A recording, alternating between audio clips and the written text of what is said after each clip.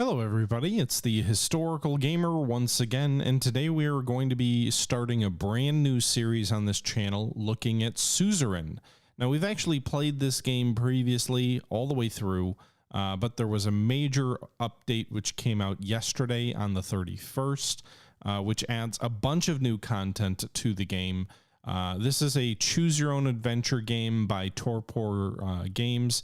It is a kind of a choose your own RPG, if you will, is I think the best way to describe this thing. And it's a fun little sort of alternate or fictional Cold War type game where you're in charge of a developing country that is sort of a checkered past, if you will, and you have to try and lead your country through a massive recession, basically through the 1950s political climate of Cold War. And just a lot of new content that's being built and added into Suzerain. Again, we've done a whole playthrough where we sort of played as the good guys, if you will, tried to be a good family man, tried to be a good leader, tried to reform the Constitution, tried to, be reasonable about our power in that previous playthrough. That's not the case this time. We're going to go full on dictator mode. We're going to do a rich person background, so probably not going to join the Communist Party. I guess that makes us either a centrist or a right-wing dictator. I don't know yet. We'll see what the options are.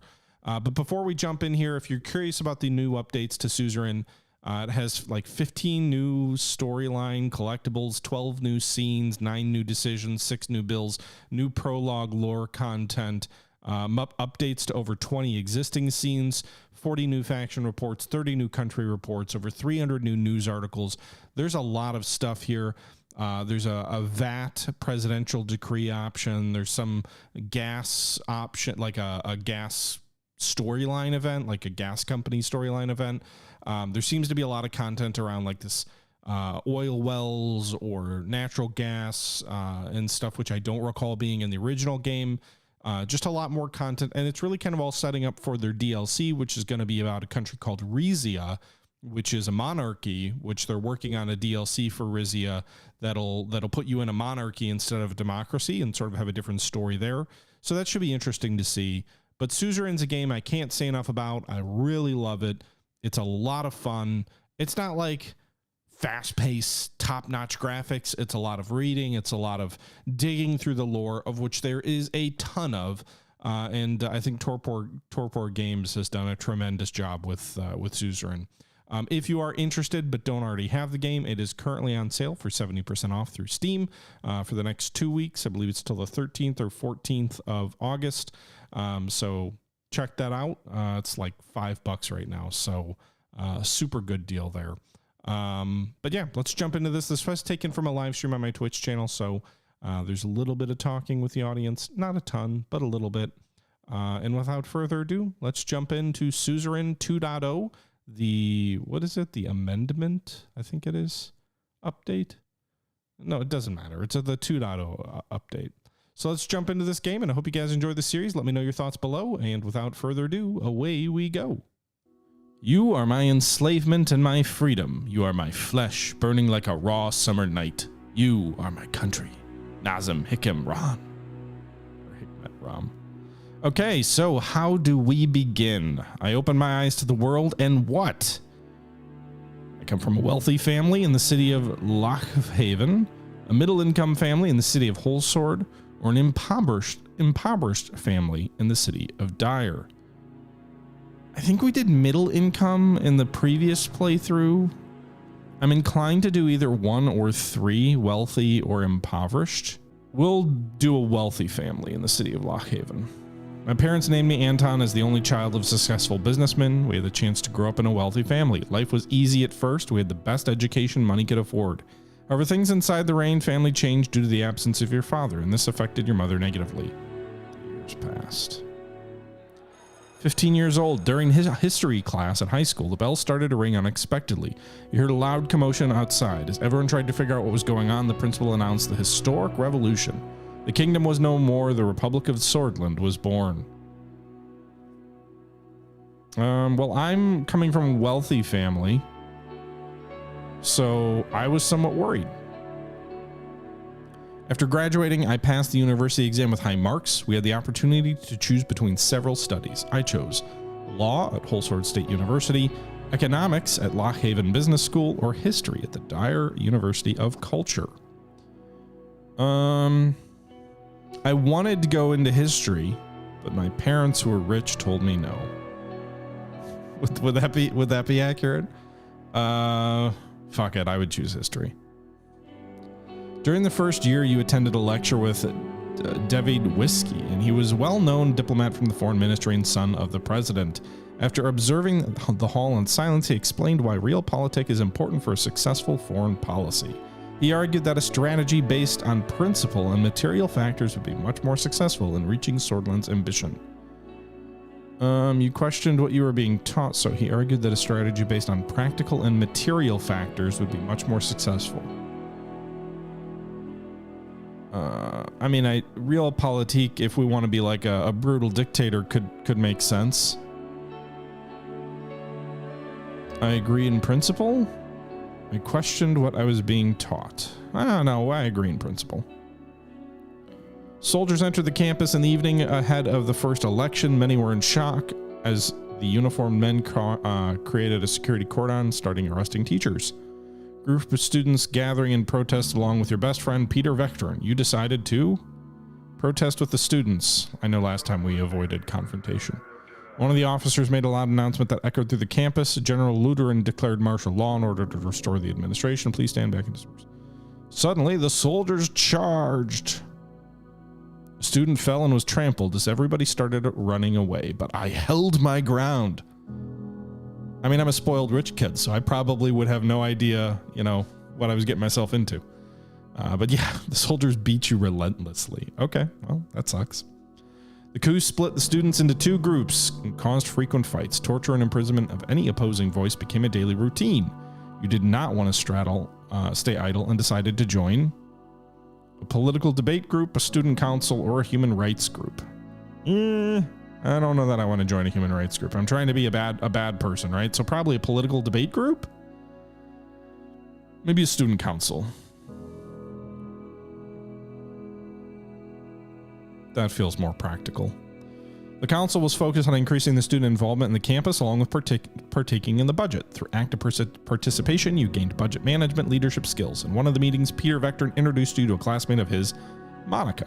You were immediately attracted to her intelligence, beauty, or diligence. Let's go with,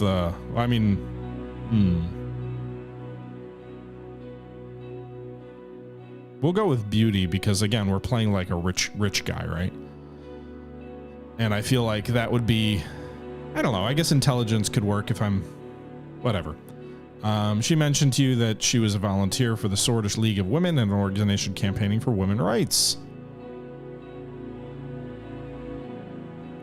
Okay, well, we're going to be a dick, so we're going to go with 2. A politically charged environment led you to join the Red Youth, join the Young Swords. Stay away from any Young Swords. We're going to go nationalist. We're wealthy, so we're not going to side with the left. We're probably going to be sort of right-wingers, I guess. Or just centrist pragmatists. I don't know. The radio relayed the communist General Ricard surrounded Lutheran and his troops demanding their surrender. They refused and heavy fighting broke out across the country. I couldn't believe it. The army was fighting amongst themselves. Okay. Ricard's sudden attack caused even more bloodshed in the country. He seemed different compared to the fascist Lutheran. I don't really want to be a fascist, but in your opinion, however, he was more of the same. So you participated in a protest march. I was chanting, one nation, one system, one people. In the chaos, we want stability. United we stand, divided we fall. If I'm going to be a brutal dictator, which is probably the direction we're going to go, but we'll see. Probably end one nation, one system, one people. United we stand, divided we fall. Stability. You're marching against Ricard, the students and soldiers against Lutherans' coup. Gathered a few hundred meters away. Many socialists were among them. You knew something was going to happen. I stayed. There was a massive clash between the two sides and the soldiers began to beat the students. Tanks started rolling forward. In the chaotic moment, I saw a young girl about to get run over by a tank. I ran to save her. I couldn't reach her in time. You never forgot her face. The clash has escalated into a full-blown civil war. The horrors made you isolate yourself for a while. Monica helped you cope, and love grew between the two of you. However, it was a difficult time for love. The charismatic Colonel Tarquin Sol orchestrated a sudden attack on the capital where the Ludendist and Ricardist forces were battling each other. He defeated both, ending the war. A new constitution was written, and the military government began efforts to restore stability. Many people saw the colonel, as a savior. He formed a united Sordland party and ran as a presidential candidate in the first ever single-party election. And I voted for him. He brought stability, right? That's what we were saying we wanted. USP won the election. The military government announced a 4-year restoration period to transform entirely to a civilian government. After graduation, I kept seeing Monica. You were both interested in marrying and starting a family. However, a letter arrived from the military calling you to fulfill your compulsory service. Okay. A devastating civil war broke out in the neighboring country of Wayland. It quickly turned into a proxy war between regional and world powers. The distinguished Major Iosef Lancia ordered you to lead your squad on a border patrol mission. It was a very cold winter night when you began marching out of Gomerin Outpost. I could see my breath. After several hours of marching through snowy hills, distant noises were heard. Visibility was too low to confirm the source, so the squad crawled forward in formation and found a spot to observe. A group of refugees had made it beyond the border fence. You escorted them back or let them slip through. I'm assuming I'm like some young radical who's like totally loyal to the new state of Sordland. We voted for the party in power, so we escorted them back. They're in despair. Screams and protests ensued. My duties ended when I went back to civilian life. You and Monica decided to share your lives together after receiving the blessings of her parents. A ceremony was held in Holsword.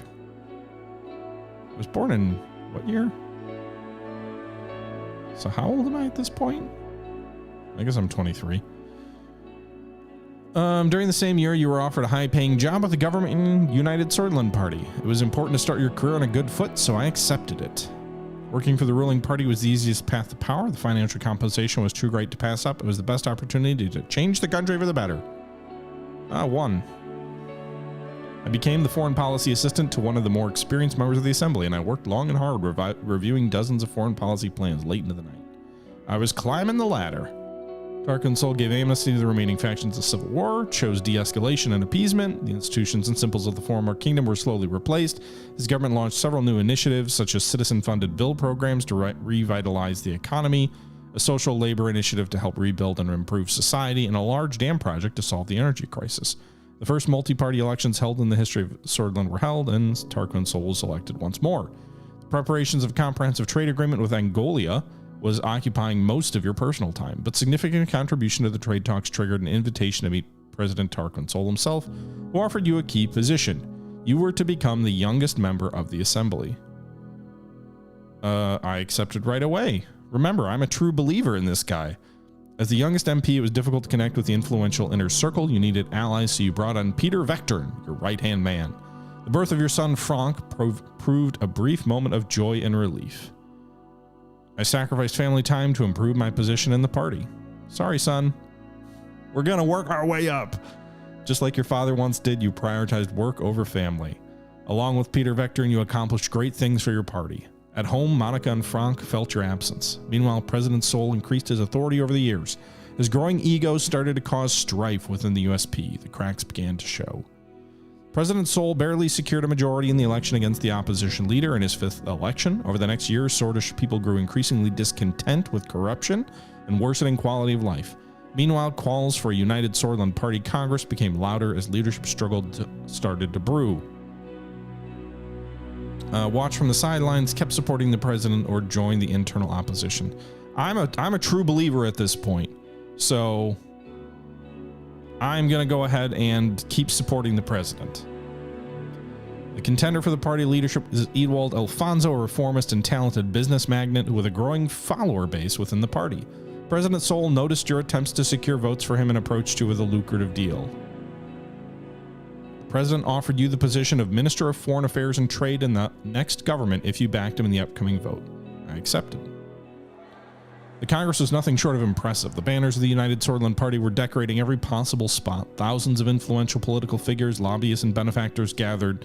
By the way, we're almost done. This is a lot of preamble to create your story and your character, but that's all it is it's preamble. The game will branch out more and we'll be in charge here soon. But this is all creating our character. Thousands of influential political figures, lobbyists, and benefactors gathered for the turning point. The voting and the party leadership began. I voted for Tarquin Sol. I'm not going to turn on him. I said I was going to vote for him, and I'm a man of loyalty. Unfortunately, Tarquin Sol lost the leadership vote to Alfonso by a small margin. During the Congress, Sol announced he would retire from politics at the end of his term and appointed Alfonso as vice president. The system he had established were to stay much longer. His achievements wouldn't be forgotten. You were happy that Sol was leaving, troubled by the departure of Sol, or didn't care who was in charge. I was troubled by the departure of Sol. He's my mentor, probably. Thank you for the sub, Major. I appreciate the support. A month later, my daughter was born. Monica named her Deanna. She motivated you during a tumultuous period in the party. As the VP and the leader of the USP, Ewald Alfonso began dismantling the old organizations and structures established by the USP, such as the State Educators Corps and the Sorter State Corporation bills. The general elections were approaching. The United Sordland Party was under new leadership. You joined the party effort and campaigned for him. Did my best not to help him. I am a true believer in Tarquin Sol, and so I'm not going to support this upstart, Ewald Alfonso. Alan, thank you very much for the sub. Appreciate the support.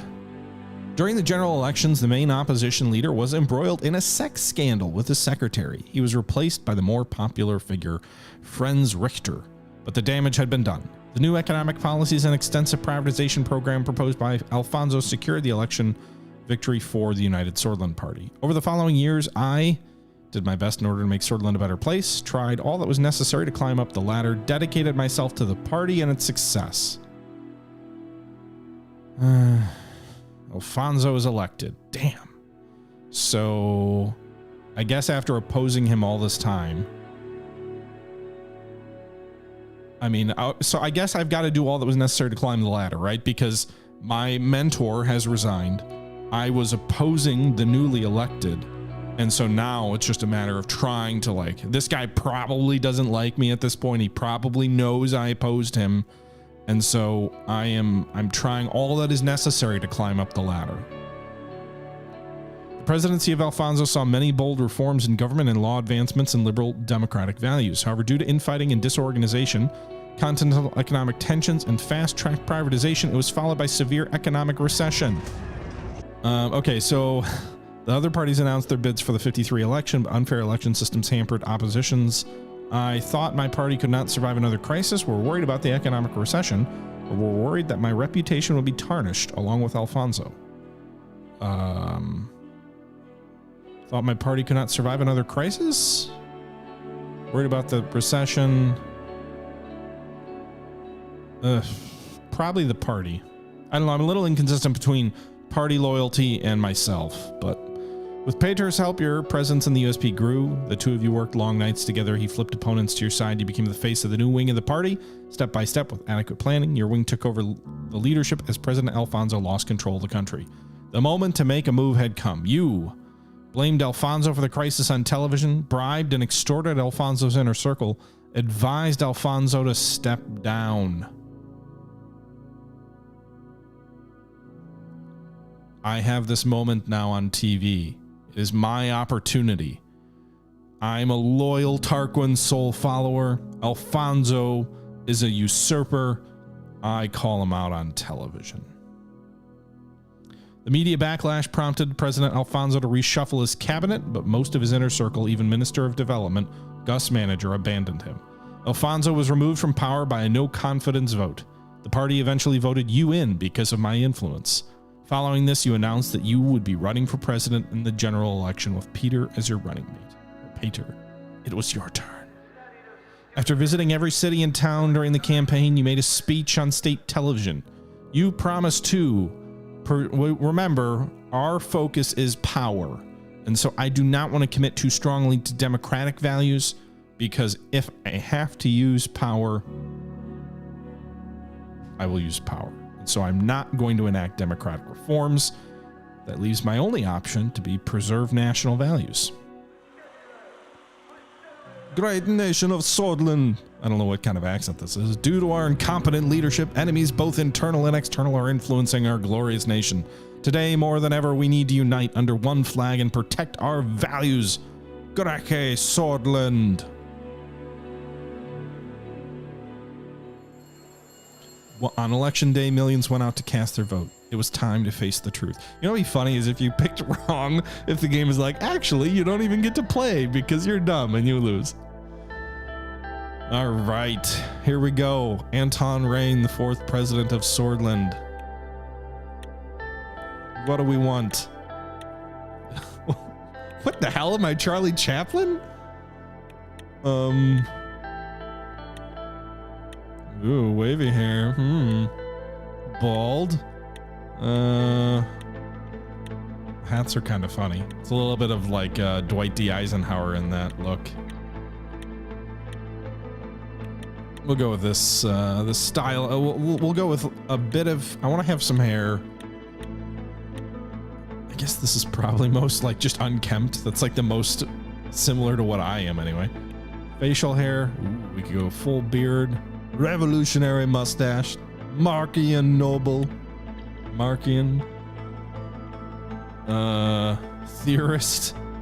Strategist. Is there just like a scruffy unkempt? I do like, ooh, classy. I like that. I just want like a name. All right, well, in that case, we'll just go with like a, I feel like sword gentleman. Well, we do come from money, right? Oh, we could go with a brown hat. Brown hat, and we'll just be like, yeah, some crime boss or something. I don't know. No, we're gonna go with that original hair. Attire, maroon suit, Sordland first, tuxedo. Ooh. I do come from money, right? So we'll go with tuxedo. Background, office, tan, gold, green, maroon, red. So these are just different colors. I'll stick with office. Ooh, we can go with glasses.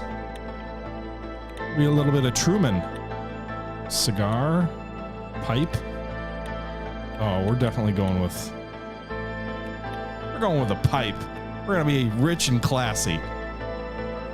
I have no idea if any of this matches, but hey, it's gonna be. We're fun. Yeah, I'm good with my choices. Okay, so we have made the consequential promises to the people of Sordland to gain their votes in the 1953 election. Consider these committee comments carefully. After the recent market reforms and the recession, the country finds itself stuck between two different economic systems, with indecision and turbulence causing population to demand direction. We can either promote a planned economy or a market economy. Well, we come from money. We're rich, so probably a market economy. The global rivalries between capitalist Arcasia in the west and the monarchy of Rumburg to the north and the communist United Contania to the east are intensifying. Sordland has the potential to align with or lean towards east, west, or neutral. While we're rich, we probably want money, so probably west, right? We're definitely not going to align with the communists. Neutrality could be an option, but do we really want to trust that? Like, are we strong enough to stand on our own? Probably align west, I would think.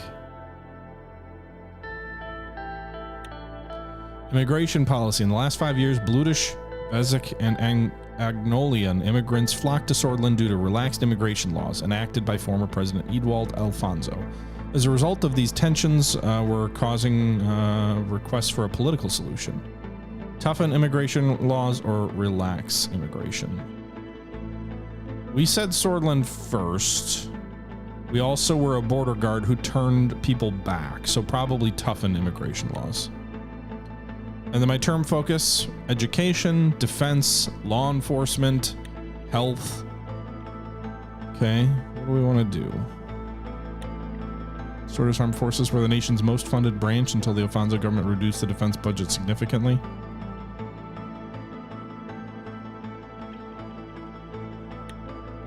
Recent culminating political tension between the youth and the different socioeconomic groups.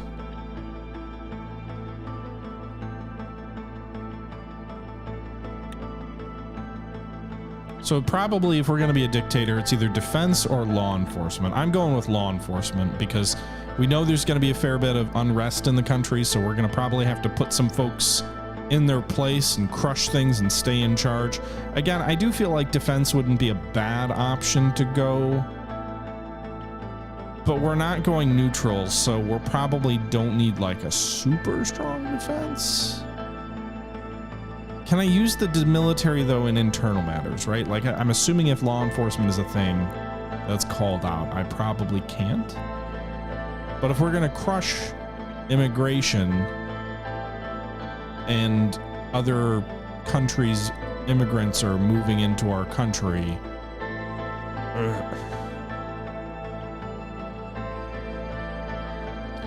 we'll do.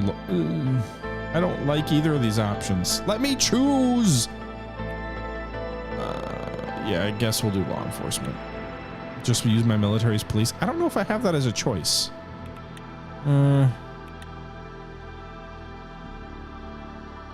We'll do defense. All dictators have good militaries, right? 2 weeks have passed since we won the election, and now is about to be sworn in as the 4th president of Sordland. Thousands were watching the inauguration ceremony and cheering my name. Anton, Anton, Anton. The die was cast and my story began. In the distance, the Maroon Palace stood on top of the famous Hill of Pride. I had no way of knowing what future awaited me there. I looked at my family. My son and daughter, Frank and Diana, were next to me, or next to Monica, my wife. Her eyes were glimmering with pride. Then I turned toward the key people who made it all possible, of course.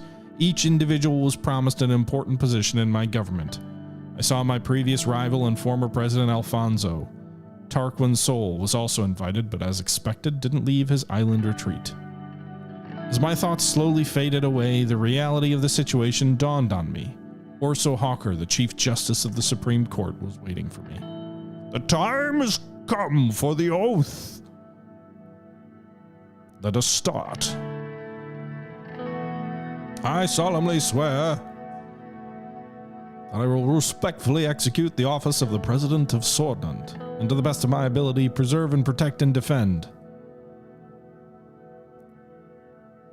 people and the Constitution of the Republic of Sordland.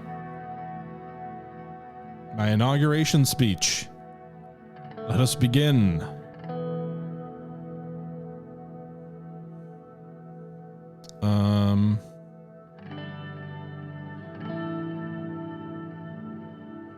Brothers and sisters. That feels like something I would say if I was a revolutionary. My fellow swords.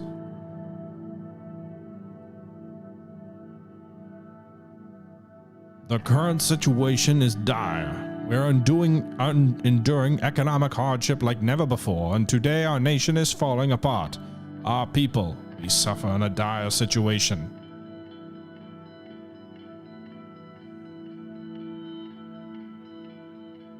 The issues that plague us. We have insufficient infrastructure, houses without electricity, without water. We have crime in our streets, unemployment within the youth, and we still have injustices in the government that plague us.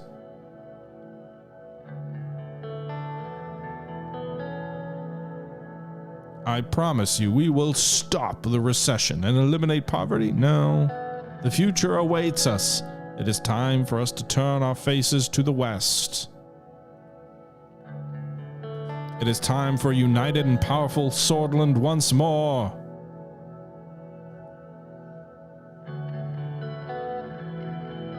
Hey, Anton, Anton, Anton. Raise a fist.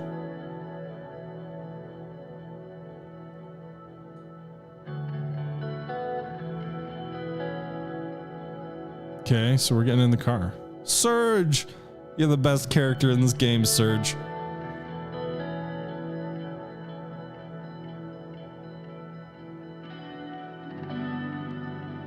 Hello, Mr. President. I still felt euphoric from the aftermath of my speech. Having heard my new title made me smile even more. If you would allow me to introduce myself, I am Serge, your new driver. Nice to meet you, Serge. It is an honor.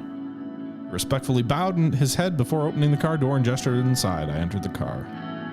We'll be heading toward the palace. The motorcade began to move. On the way, Serge proceeded to explain his duties as driver. As minutes passed by, I found myself lost in thought again, barely paying attention to what he was saying. He suddenly gestured out the window. It is a beauty, isn't it?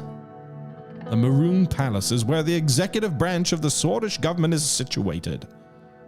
Yeah, there's like a shoot ton of codex entries and lore that goes behind this. Like, I haven't looked at any of this stuff yet, but like there's tons of information about all these different characters which we'll interact with, all these different places that we'll interact with. Just a lot of information. A lot of this stuff is characters, but there are places too. So, just a lot of stuff. A lot of history. Oh, there's locations here. So you've got all these cities with all their information about them. Just a whole bunch of stuff. We're not going to look through it all live on stream, but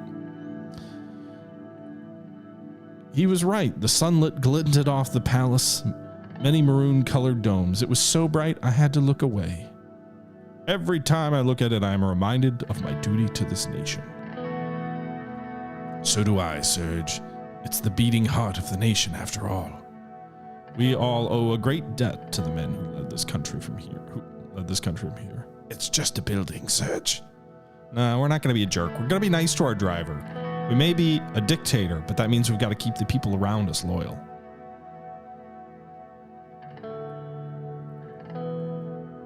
Well said, Mr. President. Have a great day, Mr. President. A Morgana Vescor. He referenced the famous Swordish phrase from the time of the Revolution. Morganus Vescor, Vectun Sista, which meant morning will come, victory is close. Vectun Sista. I made my way up the stairs to the extravagant corridors of the palace. Marble engraved wooden finishes decorated the interior. My footsteps echoed in the colossal halls. The guards bowed their heads in respect.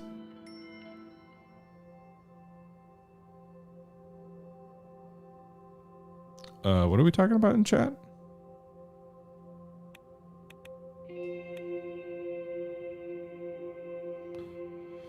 Anyway, a lot of stuff. What's all this? Whoa. Holy patoli. Oh, the map swings all the way around now? Did it used to do that? I don't think it did. Okay. Oh, wait, these are different maps, aren't they? So this is, can I not zoom out? It would be nice if I could zoom out.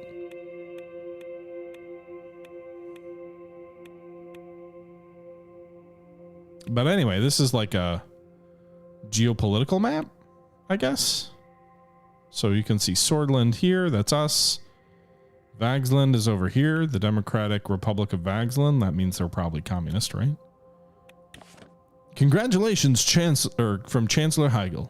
He sent his congratulations on my great victory and wished for close cooperation between our countries in the future. Heigl centered concessions from Vagsland in case of a promising trade deal. He also congratulated the Swordish democracy for successful elections and warned us about the threat Arcasia's growing influence poses for Eastern Maricopa. Arcasia is like America, I think. This is almost like a NATO flag.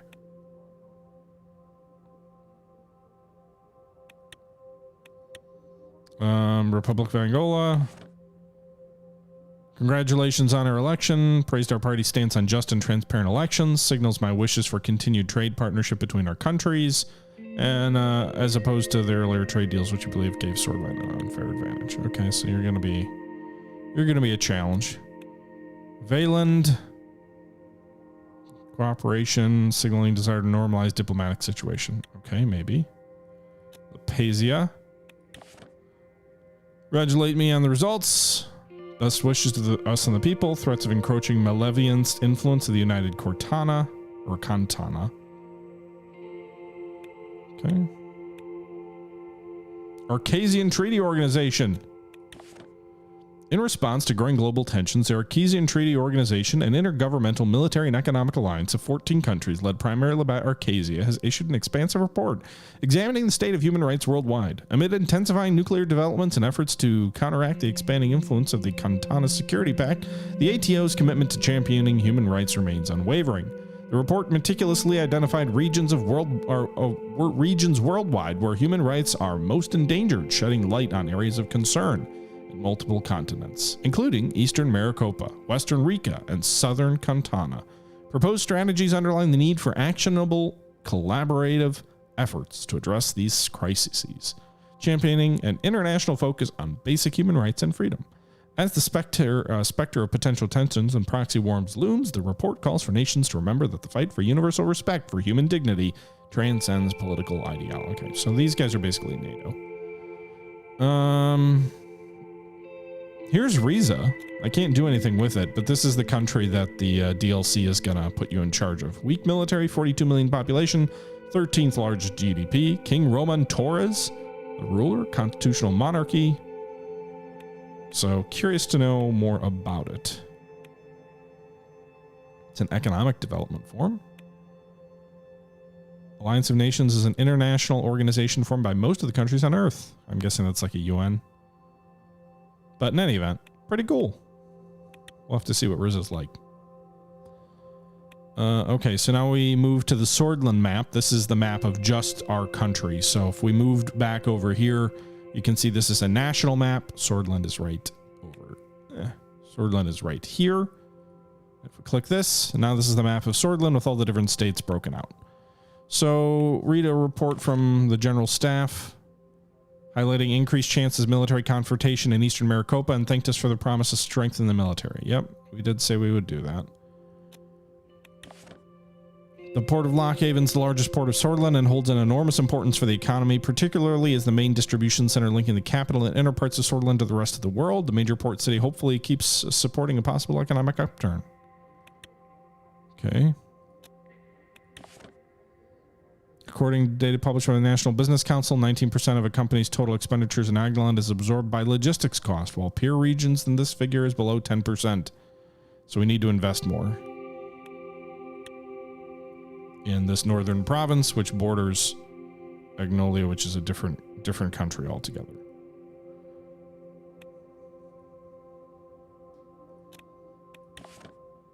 Report calls attention to alarmingly low levels of productive growth in the region of Agland, where there are high rates of food insecurity, malnutrition, and rural poverty in inner parts of the region. Okay, just reading through all the reports before we get started, going further down the storyline. I think that's all the reports. So regional map, national map. Projected economic growth is down. That's not good. Government budget is 7. Personal wealth is 3. There are 7 news articles. Rayne emphasized Sordland's dire situation. In his inauguration, spoke about the current dire situation. Okay. So this must be like a neutral paper. They didn't really say anything of note. Then you've got Sordland Today. Great win for the USP. So I think these are sort of pro-USP paper.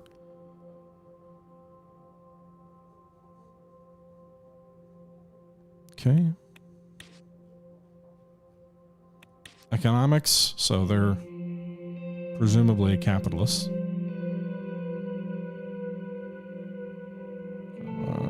Okay.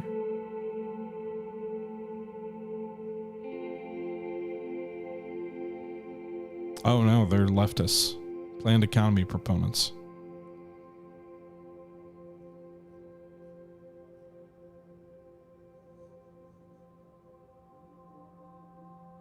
Okay. New assembly has begun its duty. The new term begins. Opposition parties under our government. Unrepresented votes. Great. Don't care. Radical. Another USP president. They're obviously presumably by the term radicals. I think that's everything. So let's jump into the next stuff. So we've got a briefing on the current political situation, a briefing on the current economic situation, and the logistics issues. Recent updates from Whole Sword, the mayor expressed growing concern about escalating traffic congestion linked to the city's burgeoning population, rapid urban expansion. Okay. The mayor stressed the lack of comprehensive design by a large-scale land-based logistics hub is serving as a converging point. Okay, so logistics are a problem. We've got to deal with that.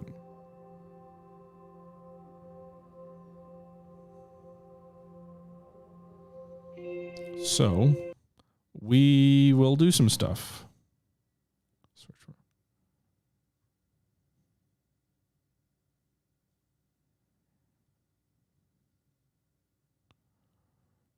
All right. Yeah, and it's like I said, guys, not to keep beating a dead horse, but it is only less than $5 right now on sale. So if you're interested, check it out. So let's get started. Briefing on the current political situation. Peter Vectern. He arrived a couple minutes early and sat across from me. He was struggling to hold back a smile. We did it, Anton. We finally won. I don't know why he sounds like that. Finally, all those games we played with the media paid off. Okay. Peter's eyes sparkled. The strain of the past months had put a damper on his usual rakish charm, but today he was looking and acting more like his old self. He loosened his tie and undid the top 2 buttons of his shirt. Enjoying the new secretary I picked out for you? Thought you'd appreciate her gorgeous set of talents. It's a shame the rest of your staff aren't as easy on the eyes. He gestured to the light pouch that protruded over his waistband. Gross! But hey, back in the university, did you ever imagine we'd be sitting here in the Maroon Palace? We have to celebrate this great victory.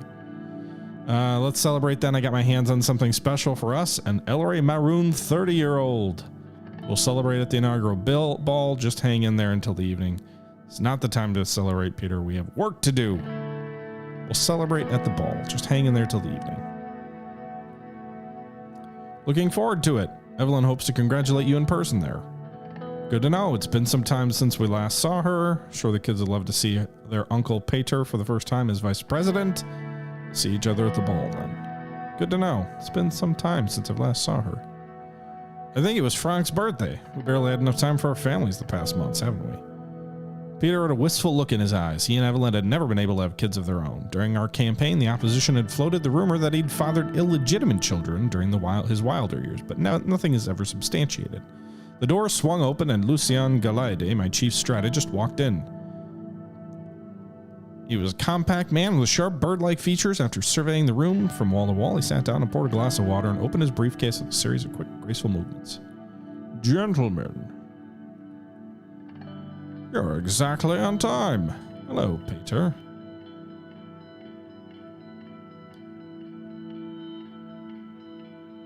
Lucien, how are you? I am ready and able, sir. He spoke in soft, clipped tones that immediately drew your attention towards what he had to say. Peter and I waited for him to proceed. Let's start by evaluating our current situation. The majority of Sordland's people demand change. They're more concerned about the economy than the Constitution, but they blame the system for their problems. People are losing their trust in our democracy. Why do you think radicals like Baird and Circus... Wait, I thought I was going to be a dictator. Fuck the democracy. Everybody's expecting us to bring change. The last government did not. Remember, we played this before. We were the good Democratic Party before. Now we're gonna break some shit. Franz Rector, leader of the Reformists, believes that true change can only be accomplished by transferring some of our powers to the Assembly. We need to listen to the people if we want to serve the country. If we lose power, we won't be able to execute the changes we need to make for the good of the country. It may create issues for us, yes. However, with the reformists gaining more popularity, we may not be in a position to stand against them. Mr. Richter managed to persuade many of the members of the Assembly to give their support for drafting a new constitution. Reformist politicians are quickly increasing in number. While the reformist wing inside our party is still a minority, they could have a tripartisan majority in the Assembly, especially if they unite under Franz Richter. USP reformists aren't wrong to agree that we need change, but we should be in charge. Mr. Richter could be a potential ally in our goal to maintain a majority in the Assembly. Our party must fall in line with our position. We cannot have a strong divide. True. If our party fractures, the opposition will benefit. The The reformist demands are clear. They want to limit the president's veto power, ensure the Supreme Court is independent, and take away the court's right to vote on constitutional amendments. Okay. I won't allow them to influence me. We will shape our own future like a true dictator. I agree, sir. The old guard will do its best to preserve the Constitution. Chief Justice Hawker and his allied judges have great influence over the Supreme Court, which will be tough to break. Okay.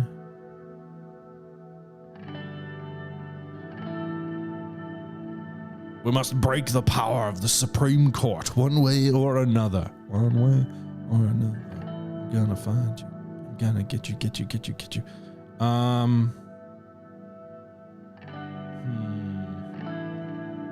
I'd rather not go against them. The risks are too high. But then they'll just get in my way. We must break their power. They have too much power over Swordlish politics. We need to take away their vote in the constitutional legislation. It's absurd that they get to vote for bills when they aren't even elected.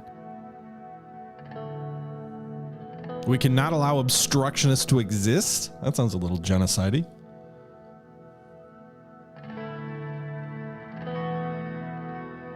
We've got the power. 130 out of 250 is barely a majority, Peter. No, I don't want to reform the Constitution. Did I just commit to that?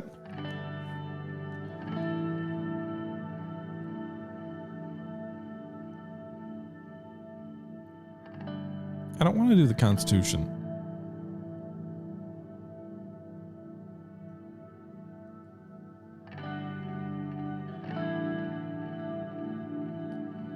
More democratic Constitution. New Constitution should give the president wide-ranging powers to lead Sordland into the future.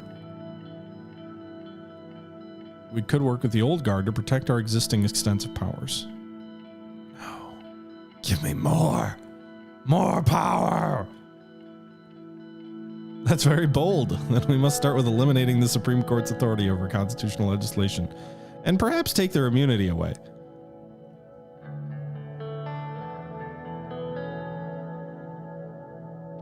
Don't forget the reformists want to address the loopholes in the presidential veto system. What loopholes? I will not limit my veto powers. We need them. They can remain. Some reform is better than none. Of course, it'll be looked into in detail. I will not limit my veto powers. Peter looked troubled. It'll be very difficult to plead that case to the reformists. Taking away the legislative power of the Supreme Court while holding your own absolute authority over legislation would look like an attempt to consolidate your power. Yes, Peter. Yes, Lucian. That's exactly what I mean to do. We can package it as a democratic reform. How? No matter what you say, I intend to come out of this stronger as the president. We don't need the reformists. We can always work with the NFP.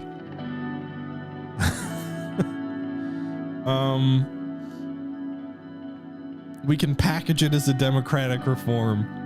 I mean, we can just pretend, right? Like we can, this would be a lie, I know, right? You know, maybe.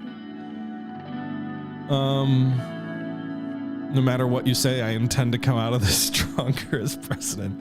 I don't know if I'm going to let the mask off quite that strong. We'll package it as a democratic reform. The public might be persuaded, but the reformists in the assembly are not going to fall for that. They'll try to paint you as another strongman trying to grab more power for themselves.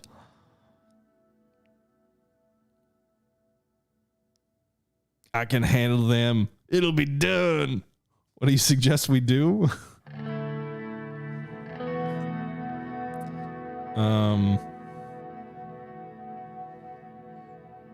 What do you suggest we do then? According to the initial draft we made with reformists, there are two changes to the constitutions that are not open for discussion. First is the Supreme Court will no longer hold a vote on the constitutional amendments. I'm okay with that. Second is the president's absolute veto will be taken away. This can be replaced with a limited veto system by fixing the current loopholes. No, that's not happening. I'd rather not include either of these points. No, I want to go back.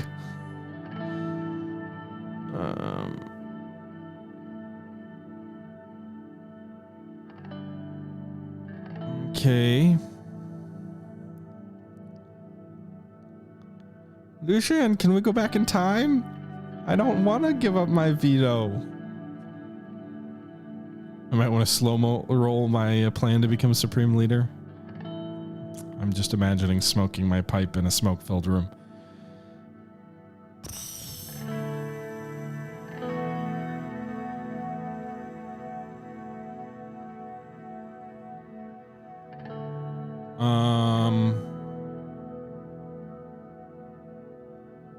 Not happening. That won't be accepted by the reformists. The draft has been created with the advance of both our party and their members. Keeping my absolute veto over legislation but taking away the Supreme Court's influence would make it look like a power grab. The reformists are pretty loud about their thoughts on the presidential powers, Anton. You know they think the position breeds dictators. I don't care what they think. I want my way.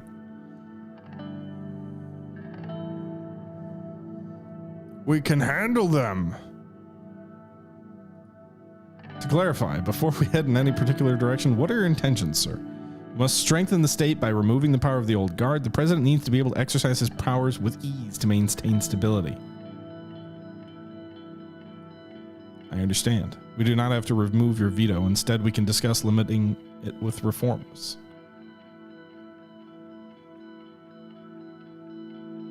Now I will only support a constitution that strengthens my position.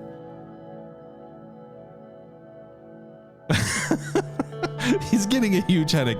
I feel like this might be a moment where Lucien will just like be like, fuck you, you're a nut job and I'm turning on you right away.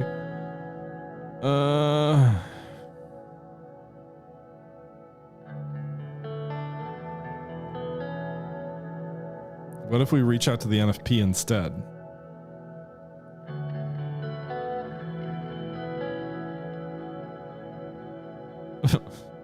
We'll form a reform committee that'll start talking with the stakeholders in the assembly and the court to see if such changes to the constitution would be possible.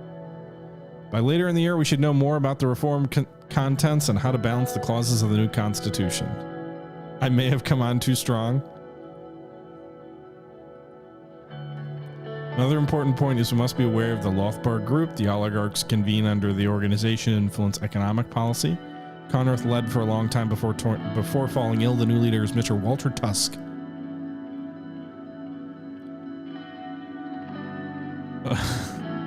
Lucien's not regretting taking the job. He's just planning to kill me probably already. He's like, this guy's worse than Tarquin Saul. I want to work with him anyway. The new administration will be open to businessmen. I won't be brought. It won't happen. We'll enter a dialogue with him eventually. We'll need to be diplomatic. We won't let these privileged, greedy, and snobby capitalists run the country. Well, we're capitalists, so.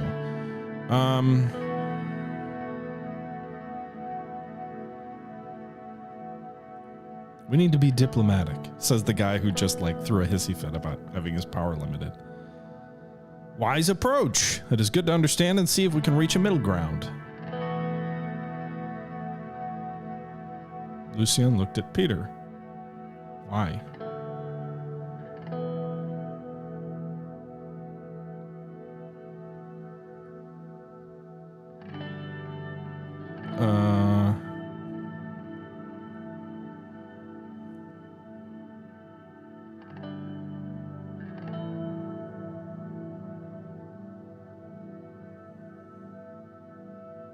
Tusk is heading the group. We should make sure he's on our side. He'd be a useful ally as well. We need to tread carefully on all sides with all power players to survive our term.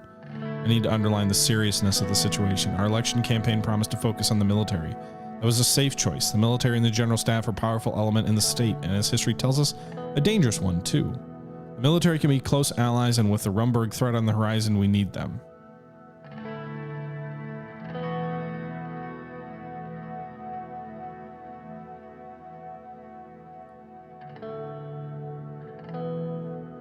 Rumburg is a massive threat, one that also requires us to ally with other stronger nations. Defense Minister Josef Lancia is more loyal to us compared to General Kruger, a fact that obviously can change with our actions. Either way, I see a potential rift between the two since they are clearly of different minds. If we act strongly against the military, both of those guys will unite against us. I agree with Lucien. We need to tread carefully here. Well, gentlemen, precisely 30 minutes. This concludes our political briefing for today. Our next meeting will be about media strategy. Talk to you soon. I will keep in touch. See you both at the next meeting. A mysterious amount of smoke was rising far away on the horizon. That doesn't sound good.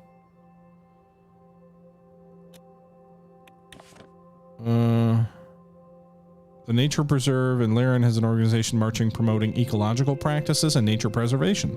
The event witnessed a significant participation and demonstration of the local community's commitment to environmental issues. The peaceful demonstration has successfully raised awareness about Laren's unique biodiversity and environmental challenges. Okay.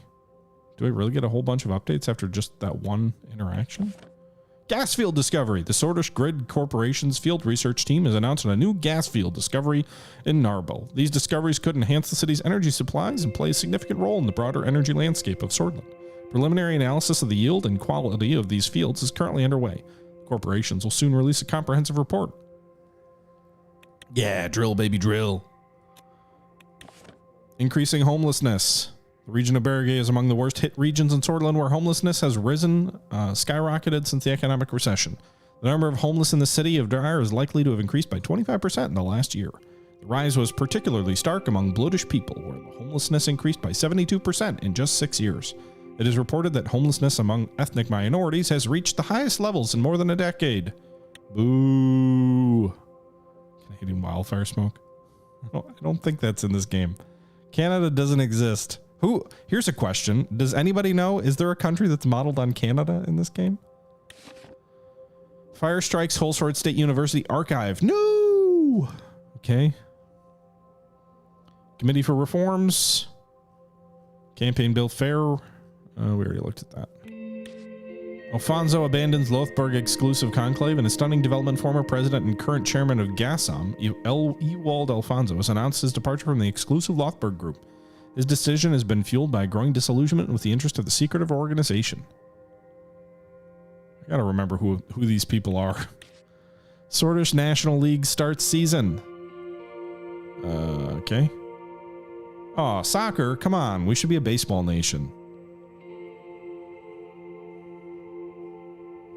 Campaign finance bill. Unearthed the Ezum incident decades after the infamous what was the Ezum incident? Bloody protest that occurred in 1933, largely regarded as one of the foundational moments of the Bloodish movement. Okay, so oppression of minorities who I believe are immigrants, I think, from another country, or maybe they're local minorities. I can't remember. Either way, they're oppressed. I know that. Okay. Riza lays claim to offshore gas fields. Prices fluctuate in Maricopa. In a surprising move, the Kingdom of Riza has officially laid claims to the newly discovered Uralsk offshore gas field near the Grand Duchy of Pals. Hey, Riza, that's who's going to be in the DLC. All right, everybody, we're going to wrap this episode up here. I hope you guys are enjoying the beginning of our series, looking at Suzerain's 2.0 update. The game is currently available on sale for 70% off on Steam. That's $4.49 right now. Link in the description if you're interested. I don't make anything off that. That's just me telling you I think it's a good game and it's worth checking out. But leave your thoughts below, and we'll pick this up where we left off next time. Until next time, this is the Historical Gamer saying once again, thank you very much for watching, and until next time, I'm out.